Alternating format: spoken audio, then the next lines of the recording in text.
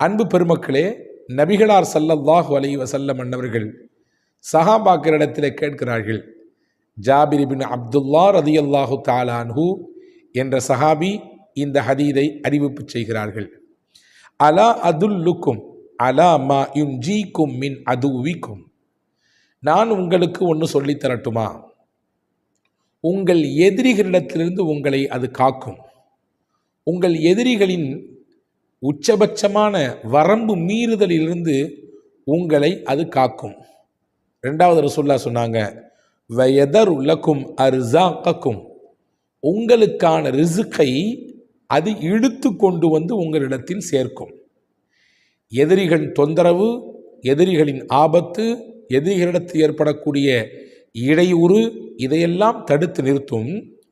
உங்களுக்கான ரிசுக் எதுவோ அதை உங்கள் கரங்களிலே கொண்டு வந்து சேர்க்கும்.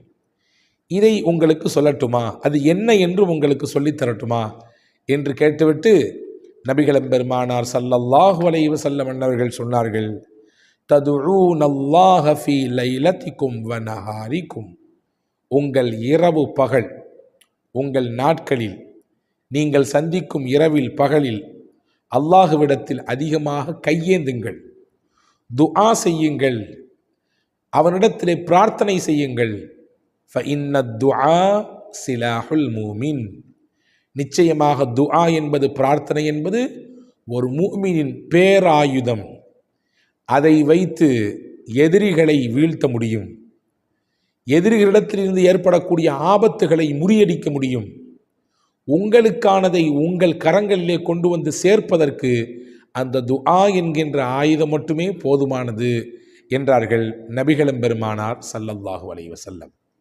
அன்பு பெருமக்களே, நம்மை படைத்தவனோடு நாம் முறையிடுவதற்குரிய மிகச்சிறந்த வழி துஆ என்ற ஒன்று மட்டும்தான். துஆவின் வழியாக நம்மை படைத்தவனிடத்திலே நாம் பேசுகிறோம். நம் கஷ்டங்களை, மனக்குமுறல்களை, நம்முடைய சிரமங்களை, நம் தேவைகளை அவனிடத்திலே உரிமையோடு சொல்கிறோம். அதை சொல்வதை, நம் சிரமங்களை அவனிடத்திலே முறையிடுவதை அவன் ஆனந்தத்தோடு ஏற்றுக்கொள்கிறான். அதற்கு பதில் கொடுப்பதற்கு தயாராகிறான். அல் குர்ஆன் ஷரீஃபிலே அல்லாஹ் சொல்கிறான், வஇதா ஸஅலக இபாதி அன்னி ஃபஇன்னி கரீப், என்னுடைய அடியார்கள் என்னை பற்றி நபியே உங்களிடத்தில் கேட்கிறார்கள், நீங்கள் சொல்லுங்கள், இன்னி கரீப்.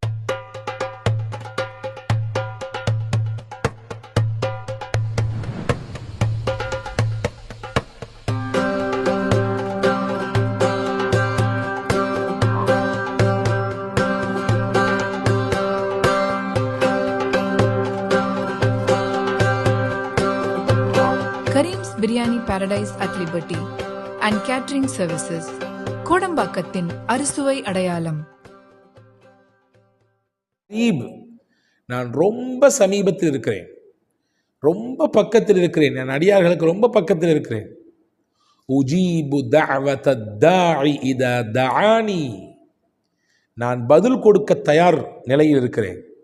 என்னை அவன் பிரார்த்தனையின் வழியாக அழைத்தால், என்னை அவன் பிரார்த்தனையின் வழியாக கூப்பிட்டால், அவனுடைய கூக்குரலுக்கு, அவனுடைய அழைப்புக்கு நான் பதில் கொடுக்க ரெடியாக இருக்கிறேன் என்று அல்லாஹ் சொல்வதாக அல் குர்ஆன் நமக்கு நிரூபித்து கொண்டிருக்கிறது.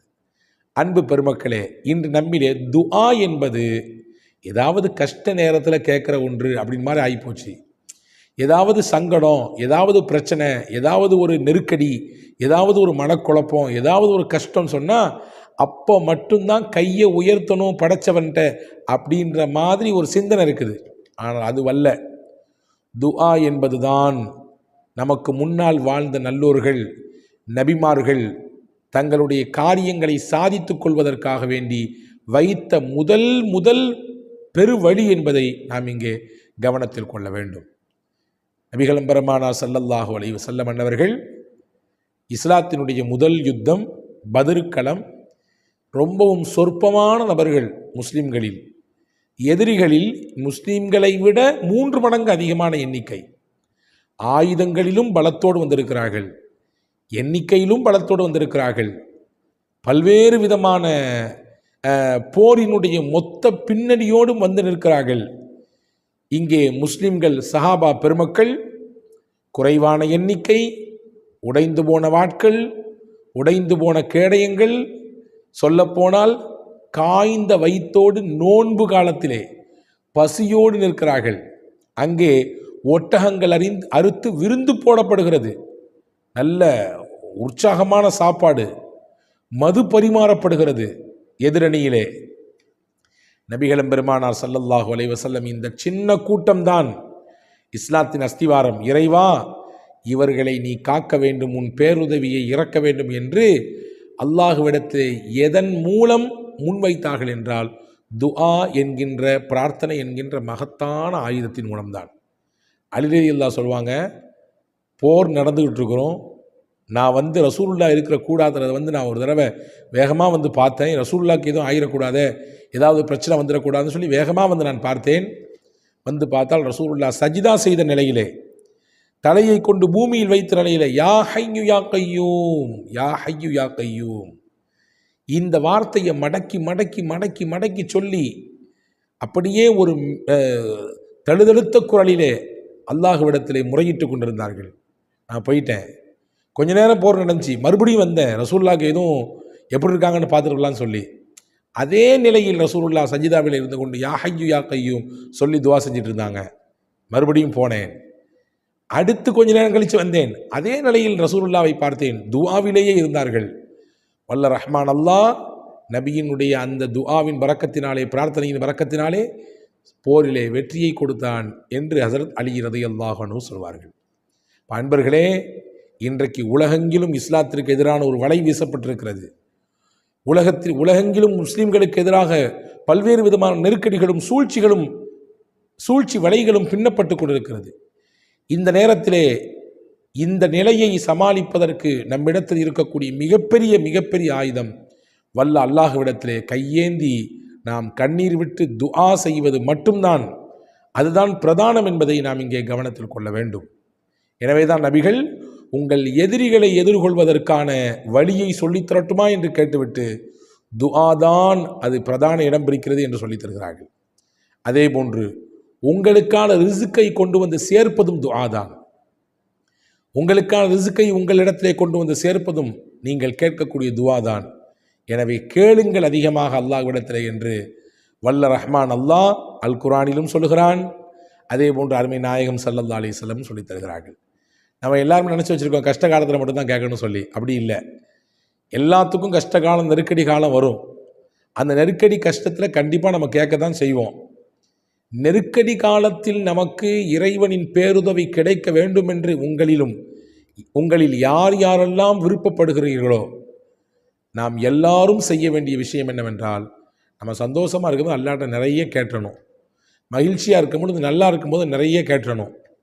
நமக்கு ஒரு சிரமம் வரும் நேரத்திலே, நமக்கு ஒரு கஷ்டம் வரும் நேரத்திலே, நமக்கு ஒரு நோய் வரும் சமயத்திலே நாம் நன்றாக இருக்கிற பொழுது கேட்ட அந்த துஆ, அதனுடைய பரக்கத்தை, அதனுடைய பதிலை வல்ல ரஹ்மான் அல்லாஹ் நம்முடைய நெருக்கடி காலத்திலே காட்டுவான். நம்ம கேட்காமையும் கொடுப்பான். இப்னு அப்பாஸ் ரலியல்லாஹு அன்ஹு வயதில் சிறியவர், ஆனால் விவரமானவர் மட்டுமல்ல, நபிகள் பெருமானார் ஸல்லல்லாஹு அலைஹி வஸல்லமின் பிரத்யேகமான துஆவிற்கு சொந்தக்காரர். அந்த இப்னு அப்பாஸுக்கு ரசூல் ஸல்லல்லாஹு அலைஹி வஸல்லம் சொல்லி கொடுத்தாங்க ரலியல்லாஹு அன்ஹு, வ இதா சஅல்த ஃபஸ்அலில்லாஹ், என்ன நீ கேட்க வேண்டும் என நினைத்தாலும் அல்லாஹ்விடத்தில் கேள் மகனே என்று சொல்லி கொடுத்தார்கள். அல்லாஹ்விடத்தில் கேள். அல்லாஹ்விடத்தில் கேட்டு பழகிவிட்டால் அடுத்தவரிடத்திலே கேட்கவே மாட்டார். யார் அல்லாஹ்விடத்தில் கேட்டு பழகவில்லையோ அவர் எந்த கஷ்டம் வந்தாலும் எந்த சிரமம் வந்தாலும் அடுத்தவரிடத்திலே போய் நிற்பார். அல்லாஹ் நிற்க வைத்து விடுவான். எப்பொழுது அல்லாஹ்விடத்தில் கேட்டு கேட்டு பழகிவிட்டாரோ அவருக்கு எந்த சிரமம் வந்தாலும் எந்த நெருக்கடி வந்தாலும் அடுத்தவரின் வீட்டு வாசலுக்கு போக மாட்டார். அடுத்தவரிடத்தில் கேட்காமல், அடுத்தவரை எதிர்பார்க்காமல் வாழுகிற வாழ்க்கை தான் அது சுயமரியாதை மிக்க வாழ்க்கை. அதுதான் கௌரவமான வாழ்க்கை, கண்ணியமான வாழ்க்கை. அது எப்பொழுது ஒரு மனிதருக்கு கிடைக்கும் என்றால், யார் அல்லாஹ்விடத்தில் அதிகப்படியாக கேட்பாரோ அவருக்கு கிடைக்கும். எனவே தான் ரசூலுல்லாஹ் சொன்னாங்க, எது கேட்கனாலும் அல்லாஹ்ட்ட கேளு மகனே. தஅர்ரிஃபில் ரஹா யாரிஃபுக ஃபிஷ்ஷித்தா, நீ நல்லா இருக்கும்போது அல்லாஹ்ட்ட நிறைய கேட்டுரு. நீ கஷ்டப்படும் பொழுது அவனே கொண்டு வந்து உங்களுக்கு உதவி செய்வான், அவனே அவனுடைய பேருபகாரத்தை உனக்கு செய்வான் என்று எம்பெருமானார் ஸல்லல்லாஹு அலைஹி வஸல்லம் அவர்கள் சொன்னார்கள். எனவே அன்பு பெருமக்களே, துஆ என்ற ஆயுதத்தை நாம் கையில் எடுப்போம். எந்த ஒரு தேவையானாலும் ரப்பிடத்தில் முறையிட்டு விட்டு அடுத்து அதற்கான காரியத்தை செய்வோம். செருப்பின் வாறு அந்துவிட்டாலும் அல்லாவிடத்திலே சொல்லுங்கள் என்றார்கள் பெருமானா ஸல்லல்லாஹு அலைஹி வஸல்லம். அல்லாவிடத்தில் சொல்லிவிட்டு நீங்கள் அதற்கான வேலையை செய்யுங்கள் என்றால் என்ன அர்த்தம்? செருப்பு அங்கே அந்து போச்சாமா அல்லாஹ்ட்ட சொல்ல முடியும்? அல்லாஹ் வந்து தச்சு தர போகிறான்னு கேட்காதீங்க. நீங்கள் அல்லாவிடத்தில் சொல்லிவிட்டு போனால் அதற்கான ஏற்பாட்டை அவன் செய்து கொடுப்பான். அப்படின்னா என்ன அர்த்தம்?